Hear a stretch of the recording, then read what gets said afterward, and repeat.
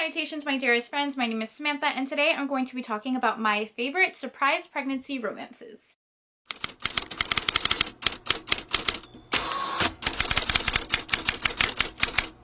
Hello, how are you? Welcome back to my channel, and welcome back to Trope Week. If you don't know what Trope Week is, it is a series on my channel where every day for an entire week I take a very specific book trope and I give you a ton of recommendations. I do this series quite frequently, and I have been doing it for a while. I have an entire playlist of all of the tropes that I've ever done: friends to lovers, poly romances, romances with submissive heroes, second chance romances, love triangles, the list goes on and on. So if there's a trope that you want me to do and you're not seeing it this week, it's probably because I've already done it. So I will leave the playlist down below. However, today we are going to be revisiting a trope that I've already done before, but I did it a while ago, and I feel like I don't really talk about these books that often. Now, here's the thing. Here is the thing. I have grown to love, like literally love, this trope so much. I was a liar. I used to literally say that I hated this trope. Like, I could not stand this trope. I don't know why. I just didn't really vibe with this trope. Then I actually started reading some of these books, and I realized that this trope is actually really good. I really do like a surprise pregnancy book where the surprise pregnancy is a part of the plot. It's in the very beginning of the book, not a twist kind of like at the end. And I just like seeing the dynamic of our characters learning to love each other and be in a relationship with each other, but also learning how to be parents. Like, I don't know, the dynamic is really fun. If you love this trope, I would highly recommend Sam from Sam Reads a Little. This is one of her favorite tropes, and I know for sure she has a few videos on like surprise pregnancy, single parent, etc, etc. So I will leave her videos down below. I also know that Victoria has a couple of videos with this trope too. Link both their videos down below if you're a fan of this trope and want even more recommendations. But for today, I have 5 books to talk about, so let's just jump right in. Okay, so I have a couple of historical romances to talk about that have this trope and do it very, very well. The first one I feel like is the one most people talk about it because, in my humble opinion, it's the best. It is literally the best that has this trope, and that is Destiny Surrender by Beverly Jenkins. It is the second book in her A Destiny series. There's 3 books total that follow all of the Yates brothers. I have a whole video on this series where I talk about each individual plot and kind of let you know which ones are my favorite. I read it out of order, that series out of order, but they do kind of all connect since it follows a bunch of brothers. This book follows Andrew and Billy, and they know each other because Billy is a prostitute. She's a lady of the night, if you will, and Andrew hires her for her service, and they have some fun, steamy times together. Andrew comes from a family that is very wealthy, very well off, expected to marry kind of like above his station, so him and Billy know like they're really not destined to be together, I guess. Andrew goes back to his life, and Billy finds out that she is pregnant, and she does not tell Andrew in the beginning. A whole year goes by, and it isn't until her and her son are threatened that she decides to go to Andrew and tell him the truth that she gave birth to his child. The reason she is going to Andrew is for protection, because she knows that if he rightfully claims his child, that title and that status will help protect them. So that is kind of what they end up doing. It is a little bit of like an Enemy Silvers vibe, just a little bit, because Andrew is not entirely pleased when he finds out that she has been keeping a secret from him. So steamy, like the chemistry between these characters, amazing. I love it. One of my favorite books and such a good surprise pregnancy romance. Next one I'm obsessed with is Love Only Once by Johanna Lindsey. I would probably say this is one of my favorite Johanna Lindsey books, definitely top 3, and this is part of the Mallory Anderson series, and like all of my favorite books that I've read from Johanna Lindsey are from that Mallory Anderson series. This book follows Reggie and Nicholas, and it starts off by like an accidental kidnapping. So Nicholas in the beginning of this book has a mistress, and his mistress has been like trying to make him jealous and basically like force him into a relationship, and he's not really happy about it. So he sees his mistress's wagon, like her horse and carriage, and plans to kind of like interrupt her from going to this really prestigious party, showing her that she can't control him or whatever it is. Well, it's not his mistress in the carriage. It is actually our heroine, Reggie. Realizes his mistake. It is a little too late because they have spent time alone together, which is pretty forbidden in the Regency time frame. Everyone finds out about it, and her reputation is kind of in ruins.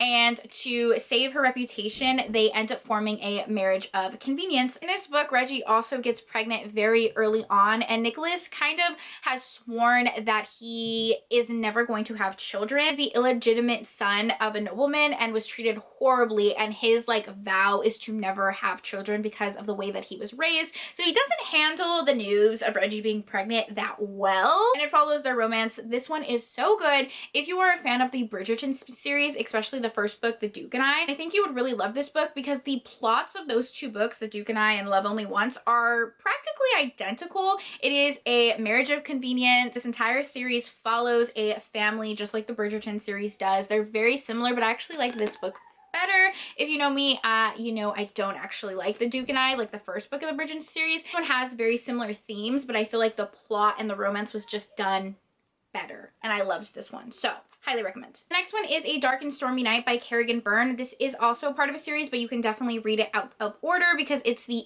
last book in one series, but like the first book in the next one, so you can read it out of order. This book follows our heroine, who is always known as a good girl. She's doing everything she's supposed to do. She's followed all of society's expectations, and she kind of just wants to like let loose, have a steamy, fun night, and she decides that she is going to hire a prostitute to have a fun, steamy night. She goes to this Bordeaux to have a steamy night with someone and ends up meeting our hero. Hero is not a part of this Bordeaux. He's actually an undercover detective, actually trying to find out more information about this Bordeaux, and is going undercover because there is a bunch of missing men and missing people, and he's trying to get to the bottom of it.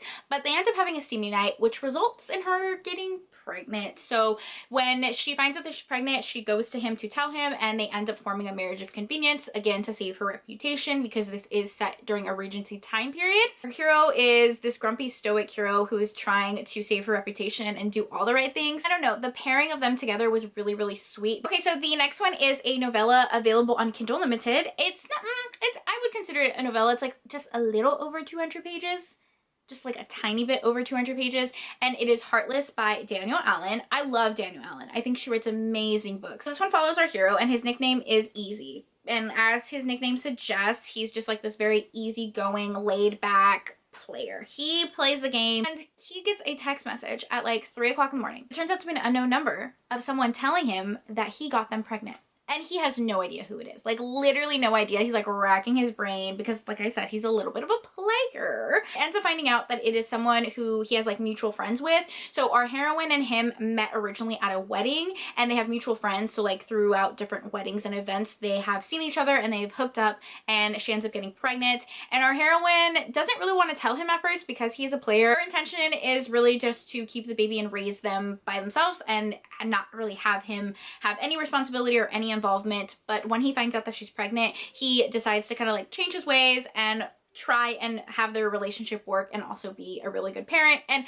this one was so freaking cute. I loved this one. I loved our heroine in this one. Communication in this one was so good. Like, everything was great. I highly recommend it. Okay, the next one I'm like debating to talk about because there are some books that have the surprise pregnancy trope in them, but they're not really marketed as that. You know what I mean? Like, they're more so like twists in the book, or like at the very, very end, like right before the epilogue, they get pregnant. And I don't really feel like that's a surprise pregnancy because it's not really a plot for the majority of the book. Like, there are a couple that have that plot twist in it, which I feel like it's kind of a spoiler if I talk about it.